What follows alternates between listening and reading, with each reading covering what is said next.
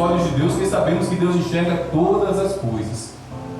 E triste, meus irmãos, é alguém abrir a boca para dizer o seguinte. Vou usar o meu exemplo para não apontar dedo para ninguém, para não ser aqui indireto. Mas triste seria para mim, humilhação seria para minha esposa, tristeza seria para o Evangelho. Alguém chegar para um de vocês, principalmente para os que congregam aqui, e dizer o seguinte: rapaz, seu pastor é o pastor Nilo, né? Rapaz, aquele camarada ali, eu estou de olho nele. Eu moro perto de onde ele trabalha.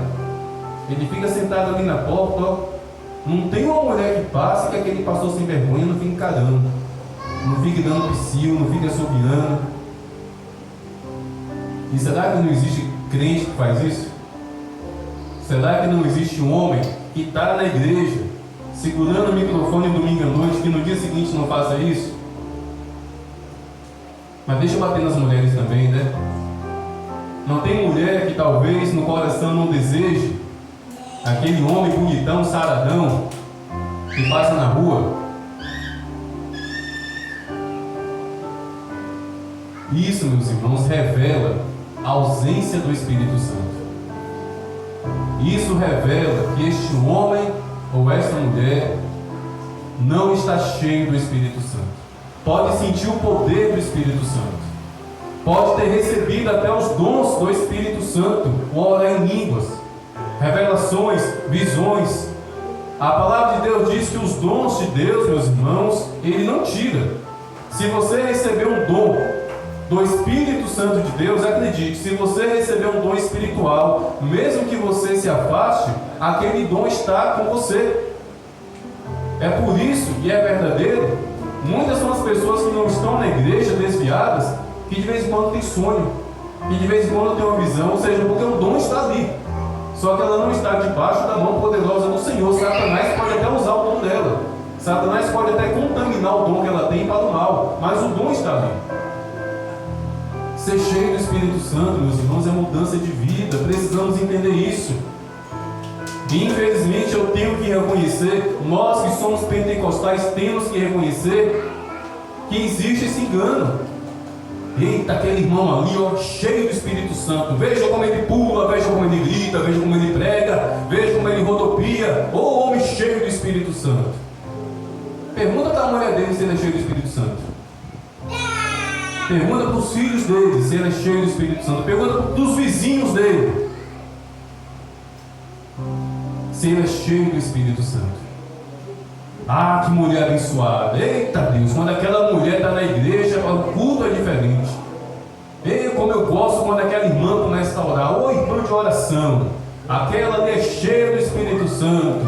Canelinha de fogo, sapatinho de fogo. Pergunte para o marido dela, pergunte para os filhos dela, pergunte para os vizinhos. Chegue na casa dele ou na casa dela sem avisar. Meus irmãos, crente tem que ser visitado de repente, sabia? Crente não pode ser visitado por uma pessoa já esperando aquela pessoa. Crente tem que ser visitado de surpresa. Por isso que um dia aqui eu disse, meus irmãos, vai da casa e não me avisa não. Certa vez eu disse aqui no culto, pode ir lá em casa, não precisa avisar antes não. Chega lá de repente, para ver como eu estou, para ver como está o meu tom de voz com minha esposa, para ver o que eu estou assistindo na televisão. Porque tem crente que a televisão não é crente não. Só é crente quando tem outro crente dentro de casa. Tem crente que o celular não é crente não, só é crente quando tem outro crente dentro de casa. Não pode ser assim, meus irmãos. Ser cheio do Espírito Santo é de fato ser cheio do Espírito Santo. Não tem outra explicação. Ou você é cheio, ou você é somente fogo de palha. Ou você é cheio, ou você só é somente manifestação de sapatear, de rodopiar, de pular, de correr pela igreja. Eu nunca me esqueço, meus irmãos, dessa situação, porque eu fiquei constrangido e triste. Foi aqui em Guaratinga. Um pastor convidou uma irmã. O pastor ali estava arrumando a igreja, ainda pela manhã. E uma irmã apareceu lá naquela igreja. E ele convidou minha irmã. Hoje vai ter culto. vai ter culto aqui hoje à noite, vem aqui visitar a gente. Ah, pastor, posso cantar? Pode trazer seu playback, você vai cantar. E a noite chegou, aquela irmã foi para a igreja, levou seu esposo, levou seus filhos. E na hora da irmã começar a cantar, já começou assim a tribulação. Eu não vou dizer que aquela tribulação foi por conta do fato dela não ser cheia do Espírito Santo. Mas o CD que demorou a pegar, né? O CD de playback que não pegava de tudo quanto tem jeito, foi terrível. Não estou falando que quando isso acontece, significa que a pessoa está no erro, entendeu? Mas com ela aconteceu dessa forma. E finalmente essa irmã começou a cantar, cantou 2 ou 3 hinos, e depois sentou ali no seu lugar, ouviu a palavra de Deus e foi embora. No dia seguinte eu fui em uma loja de uma irmã que congregava naquela igreja, e ela me fez uma queixa. E a queixa foi: pastor, como pode? Como pode o pastor ter dado oportunidade para aquela mulher, ter convidado aquela mulher? Pastor, tem uns 3 meses que aquela mulher veio aqui na minha loja, comprou mais de R$500 de roupa e desapareceu. Nem aqui na rua da loja passa. Olha só que tristeza.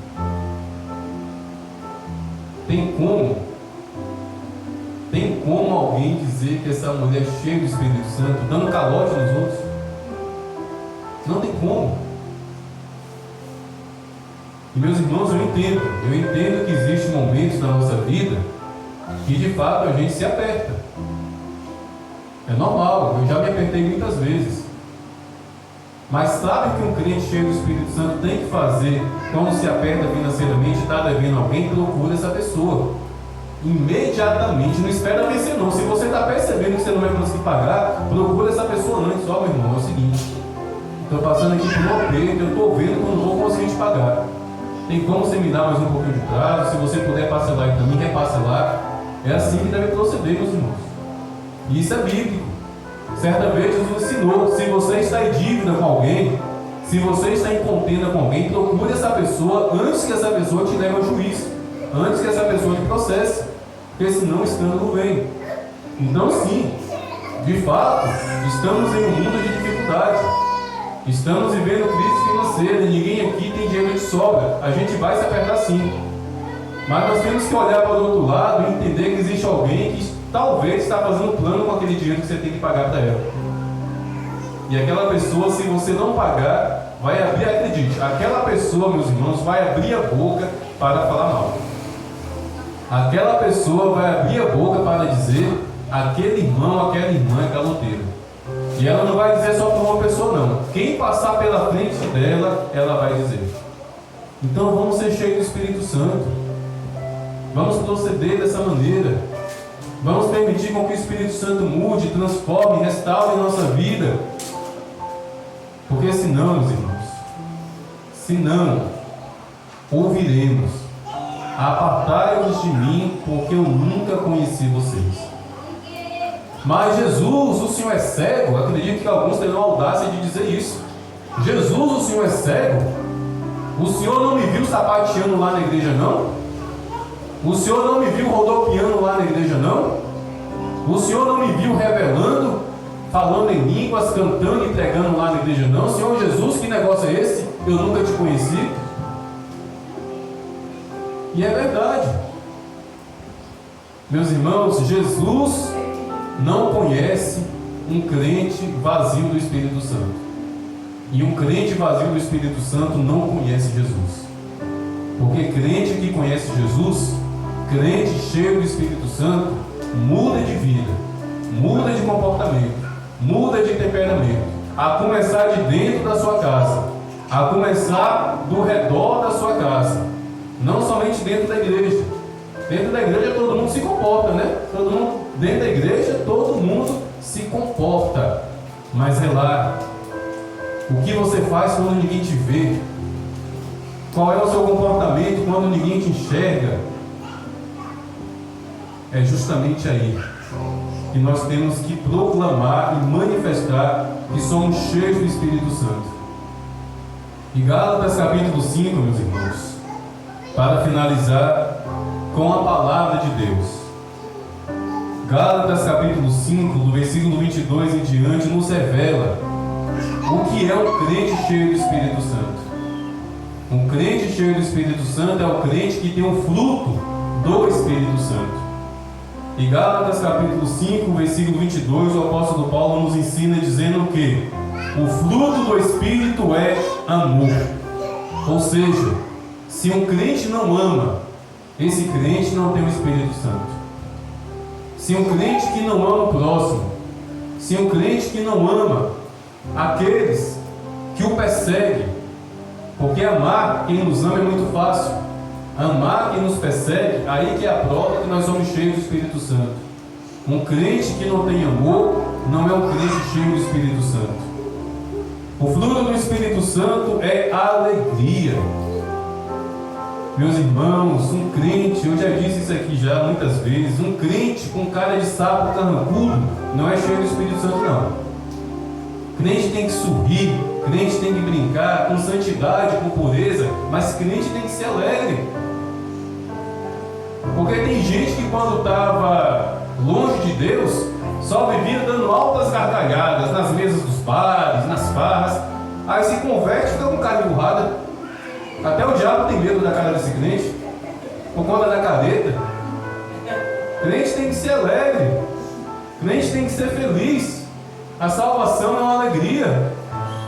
Então a alegria, um crente alegre, é um crente que está demonstrando que é cheio do Espírito Santo. Principalmente, meus irmãos, a alegria nos tempos difíceis.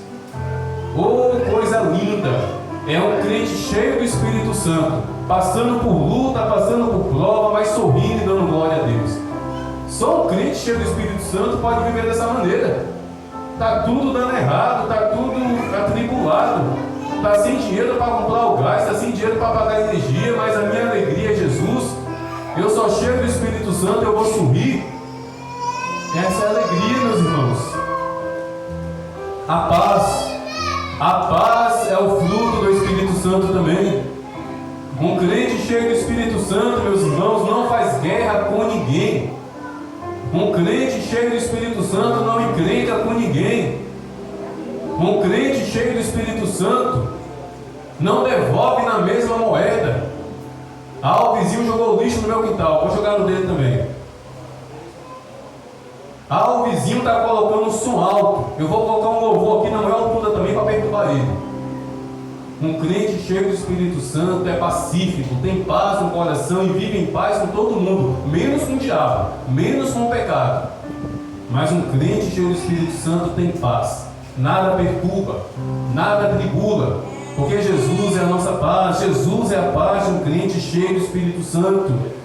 O fruto do Espírito Santo, meus irmãos, é benignidade, é bondade, é longanimidade. Essa palavra longanimidade tem a ver com paciência.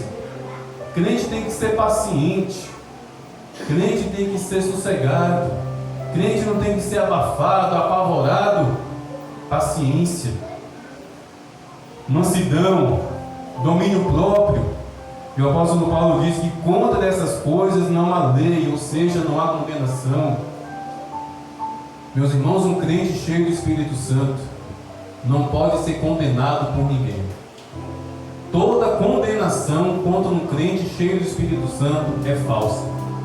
Toda condenação contra um homem ou uma mulher que verdadeiramente e sinceramente é cheio do Espírito Santo cai por terra, não prospera. Porque a vida dele e a vida dela, cheia do Espírito Santo, revela que todas aquelas acusações são falsas. Mas ai do crente sem o Espírito Santo. Um homem sem o Espírito Santo, quando é acusado de ser imoral, muito provavelmente de fato ele é imoral.